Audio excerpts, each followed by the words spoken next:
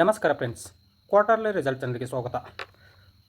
Motilal Oswal financial service ತನ್ನ quarter 3 ರಿಸಲ್ಟನ್ನು ಈಗ ತಾನೇ ಪಬ್ಲಿಷ್ ಮಾಡಿದೆ.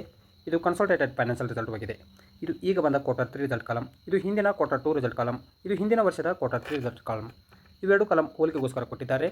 ಡಾಟಾ ಲ್ಯಾಕ್ಸ್ದಲ್ಲಿದೆ, ನಾನು ಕರೋಡದಲ್ಲಿ ಕನ್ವರ್ಟ್ ಮಾಡಿ ಹೇಳ್ತೇನೆ. ಎಲ್ಲಕ್ಕಿಂತ ಮೊದಲಿಗೆ ನೋಡೋಣ ಟೋಟಲ್ ರೆವೆನ್ಯೂ ಫ್ರಮ್ ಆಪರೇಷನ್, ಅಂದರೆ ಆದಾಯದ ಬಗ್ಗೆ. ಹಿಂದಿನ ಕ್ವಾರ್ಟರ್ 2ದಲ್ಲಿ ಕಂಪನಿಯು 2837 crore ರೆವೆನ್ಯೂ ಜನರೇಟ್ ಮಾಡಿತ್ತು. ಹಿಂದಿನ ವರ್ಷದ ಕ್ವಾರ್ಟರ್ 3ದಲ್ಲಿ ಕಂಪನಿಯು 1791 crore ರೆವೆನ್ಯೂ ಜನರೇಟ್ ಮಾಡಿತ್ತು. ಈಗಿನ ಕ್ವಾರ್ಟರ್ 3ದಲ್ಲಿ ಕಂಪನಿಯು 1998 crore ರೆವೆನ್ಯೂ ಜನರೇಟ್ ಮಾಡಿದೆ. ಕಂಪನಿಯ ರೆವೆನ್ಯೂವನ್ನು ಏರ್ ಟು ಏರ್ ಕಂಪ್ಯಾರಿಸನ್ ಮಾಡಿದಾಗ 11.5% ಏರಿಕೆಯಾಗಿದೆ. ಅದೇ ರೆವೆನ್ಯೂವನ್ನು ಕ್ವಾರ್ಟರ್ ಟು ಕ್ವಾರ್ಟರ್ ಕಂಪ್ಯಾರಿಸನ್ ಮಾಡಿದಾಗ 29.5% ಇಳಿಕೆಯಾಗಿದೆ.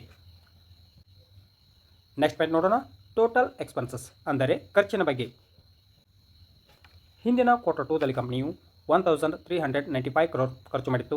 ಹಿಂದಿನ ವರ್ಷದ ಕ್ವಾರ್ಟರ್ 3ದಲ್ಲಿ ಕಂಪನಿಯು 989 crore ಖರ್ಚು ಮಾಡಿತ್ತು. ಈಗಿನ ಕ್ವಾರ್ಟರ್ 3ದಲ್ಲಿ ಕಂಪನಿಯು 1261 crore ಖರ್ಚು ಮಾಡಿದೆ. ನೆಕ್ಸ್ಟ್ ಪಾಯಿಂಟ್ ನೋಡೋಣ ಪ್ರಾಫಿಟ್, ಅಂದರೆ ಲಾಭದ ಬಗ್ಗೆ. ಹಿಂದಿನ ಕ್ವಾರ್ಟರ್ 2ದಲ್ಲಿ ಕಂಪನಿಯು 1121 crore ಪ್ರಾಫಿಟ್ ಮಾಡಿತ್ತು. ಹಿಂದಿನ ವರ್ಷದ ಕ್ವಾರ್ಟರ್ 3ದಲ್ಲಿ ಕಂಪನಿಯು 661 crore ಪ್ರಾಫಿಟ್ ಮಾಡಿತ್ತು. ಈಗಿನ ಕ್ವಾರ್ಟರ್ 3ದಲ್ಲಿ ಕಂಪನಿಯು 566 crore ಪ್ರಾಫಿಟ್ ಮಾಡಿದೆ. ಕಂಪನಿಯ ಪ್ರಾಫಿಟನ್ನು ಏರ್ ಟು ಏರ್ ಕಂಪ್ಯಾರಿಸನ್ ಮಾಡಿದಾಗ 14.3% ಇಳಿಕೆಯಾಗಿದೆ. ಅದೇ ಕಂಪನಿಯ ಪ್ರಾಫಿಟನ್ನು ಕ್ವಾರ್ಟರ್ ಟು ಕ್ವಾರ್ಟರ್ ಕಂಪ್ಯಾರಿಸನ್ ಮಾಡಿದಾಗ 49.5% ಇಳಿಕೆಯಾಗಿದೆ.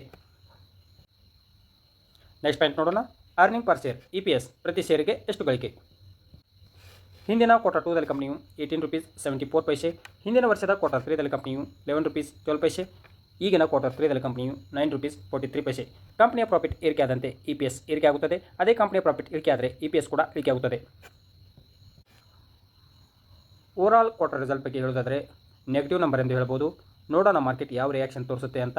ಇನ್ವೆಸ್ಟ್ಮೆಂಟ್ ಮಾಡುವ ಮೊದಲು ನಿಮ್ಮ ಫೈನಾನ್ಷಿಯಲ್ ಅಡ್ವೈಸರ ಸಲಹೆ ಕೇಳಿ ಇನ್ವೆಸ್ಟ್ಮೆಂಟ್ ಮಾಡಿ.